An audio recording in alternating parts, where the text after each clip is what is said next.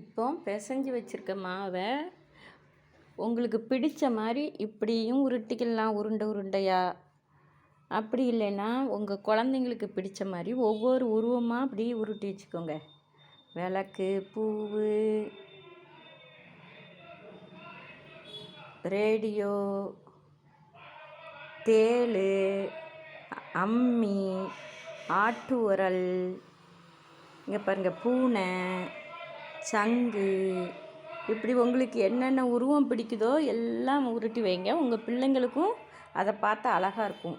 நாங்கள்லாம் சின்ன வயசில் இப்படி தான் ஔவையார் கொலக்கட்டைன்னு சொல்லிட்டு விதவிதமாக உருவமாக உருட்டி வைப்போம். அது மாதிரி நீங்களும் செஞ்சுக்கோங்க, ரொம்ப நல்லாயிருக்கும். நம்ம ஊர் கருப்பட்டி டேஸ்ட்டே தனி தாங்க. இவ்வளோ கருப்பட்டி எடுத்துக்கலாம். இது கொஞ்சம் புது கருப்பட்டி தான், போட்டுக்கோங்க.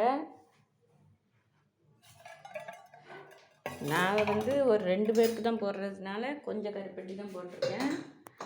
அதுக்கு ஒரு செம்பு ஃபுல்லாக தண்ணி எடுத்துக்கிடுவோம். மண்டை வெல்லம் அதெல்லாம் போட்டால் அந்தளவுக்கு டேஸ்ட் வராது. கருப்பட்டி போட்டால் தான் ரொம்ப டேஸ்ட்டாக இருக்கும். நான் கருப்பட்டி தான் போடுறேன். இது கொஞ்சம் உடச்சி போட்டுக்கலாம். நல்லா கூட கொஞ்சம் தண்ணி ஊற்றியே கூட கொதிக்க வச்சுக்கோங்க. அதுக்கப்புறம் இருத்துக்கலாம். இதை கொதிக்க வச்சு வடிகட்டி இருத்துட்டு அதுக்கப்புறம் ஸ்டவ் ஆன் பண்ணியாச்சு. கருப்பட்டியை போட்டாச்சு, கொதிக்கட்டும். தெருவில் இங்கே விற்க வர்றவங்கெல்லாம் இப்போ நல்ல கருப்பட்டி கொண்டு வர்றதில்ல.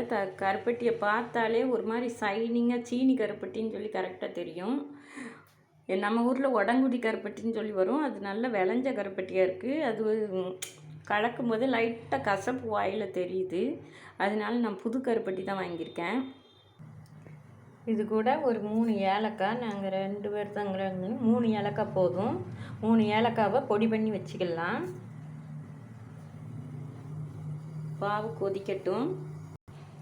எந்தெந்த இடங்களில் என்னென்ன விளையுதோ அதை வச்சே தான் நம்ம மக்கள் பயன்படுத்தியிருக்காங்க.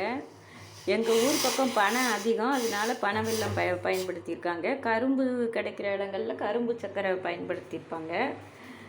ஆனால் கருப்பட்டி தான் உடம்புக்கு நல்லது, ஆரோக்கியம், உடம்புக்கு வலிமையை தரும். பனை வெல்லம் மாதிரி உலகத்திலேயே சிறப்பானது ஒன்றுமே கிடையாது. எப்போவுமே பனை வெல்லத்தை பயன்படுத்துங்க. சுகரு இதே மாதிரி நோய்கள்லாம் நம்மக்கிட்டேயே வராது.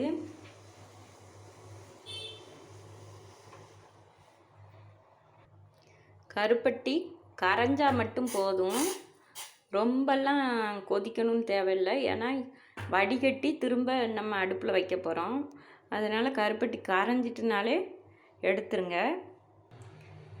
கருப்பட்டி நல்லா கரைஞ்சிட்டு அதனால் இப்போ நம்ம வடிகட்டணும். வடிகட்டுறதுக்கு இதை விட கொஞ்சம் பெரிய பாத்திரத்தை எடுத்துக்கலாம். ஏன்னா கொழுக்கட்டை போடணுன்னா அப்போ தான் கொஞ்சம் வேகும். இப்போ இருத்துக்கலாம். இருத்தாச்சு. திரும்ப நம்ம இதை அடுப்பில் வச்சாச்சு. இப்போ வேகமாக தீயை வச்சு கொதிக்க வச்சிடலாம். கொதித்த உடனே இந்த உருட்டி வச்சுருக்கிறதெல்லாம் உள்ளே போட்டுருவோம். உள்ளே போட்டுட்டு எல்லாம் நல்லா கிளறி விடணும். ஒன்று ஒட்டிடாமல் லைட்டாக அப்படியே கிண்டி விடணும்.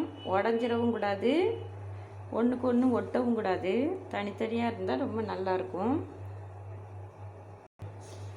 கருப்பட்டி மனமே தனி தான். நிறைய பேர் சுக்கு இதெல்லாம் சேர்ப்பாங்க. நம்மளுக்கு இனிப்பு டேஸ்ட்டு மட்டும் இருக்கணுங்கிறதுக்காண்டி எங்கள் பாட்டி சின்ன வயசுலேயே சொல்லி கொடுத்தது. இதெல்லாம் சுக்கு இதெல்லாம் போட்டு மருந்து மாதிரி ஆக்காது மாட்டாங்க எங்கள் பாட்டி. அதே மாதிரியே தான் நானும் செய்வேன். கொஞ்சம் சிம்மில் வச்சுக்கலாம்.